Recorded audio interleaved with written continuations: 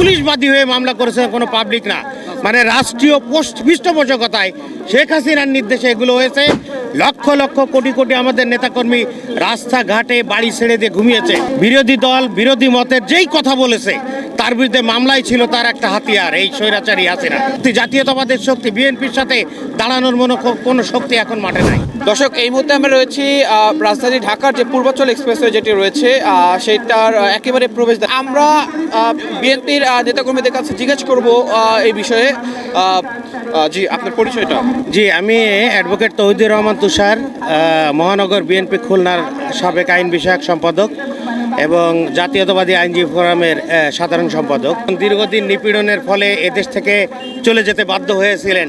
Basically দূরে থেকে ওই 17 বছর এ দেশকে গাইড করেছেন এবং দেশ যাতে কোনো কানা গলিতে ঢুকে না যায় এজন্য তার অবদান ছিল। গত 17 বছর আওয়ামী লীগের শাসন আমলে বিরোধী দলীয় যারা রাজনৈতিক দল ছিল, যেমন বিএনপি, জামাত, অন্যান্য দলের নেতাকর্মীদের কিন্তু আসলে অসংখ্য মামলা, কোটি কোটি লোক আসামি হয়েছে এবং কত দুঃখজনক ঘটনা। আমি তো মামলাগুলো ধরেন খুলনায় পরিচালনা করেছি, এমন কোনো ঘটনাই ঘটেনি সে বিষয়ে পুলিশ বাদী হয়ে মামলা করেছে, কোনো পাবলিক না। মানে রাষ্ট্রীয় পৃষ্ঠপোষকতায় শেখ হাসিনার নির্দেশে এগুলো হয়েছে। লক্ষ লক্ষ কোটি কোটি আমাদের নেতাকর্মী রাস্তাঘাটে বাড়ি ছেড়ে দিয়ে ঘুমিয়েছে, তাদের ব্যবসা বাণিজ্য সব ধ্বংস হয়ে গেছে।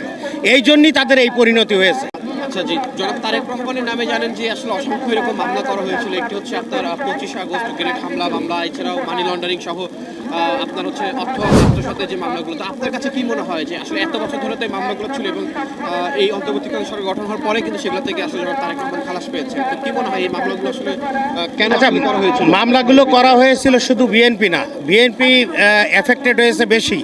বিরোধী দল বিরোধী মতের যেই কথা বলেছে তার বিরুদ্ধে মামলাই ছিল তার একটা হাতিয়ার, এই স্বৈরাচারী হাসিনা। এবং এই মামলাগুলো আপনারা পরবর্তীতে দেখেছেন, সব মামলাগুলো খালাস হয়ে গেছে। কারণ কি, যে বিচারকরা নিরপেক্ষভাবে বিচার করেছে এরকম 2-1 দেশ ছেড়ে চাকরি ছেড়ে চলে গিয়েছে আওয়ামী লীগের আমলে। এই জন্য ওই স্বৈরাচারী আমলে বিচার ব্যবস্থা তার ইশারায় চলেছে। এবং ম্যাডামের মামলাটা বলি, মাত্র 2 কোটি টাকার মামলা, ওখানে সাজা হয়েছে নিম্ন আদালতে, পরবর্তীতে আপনার উচ্চ আদালতে মানুষ খালাসের আশায় যায়, ওখানে দ্বিগুণ সাজা হয়েছে তার। কিন্তু বেসিক্যালি ওই যে 2 কোটি টাকা ব্যাংকে রয়েছে এবং ওই টাকা 8 কোটি টাকা এখন হয়েছে, তার মানে একটা পয়সা ওখানে মিসঅ্যাপ্রোপ্রিয়েট হয়নি। তারপরে এই নিপীড়নের মধ্যে ফেলেছে তাকে।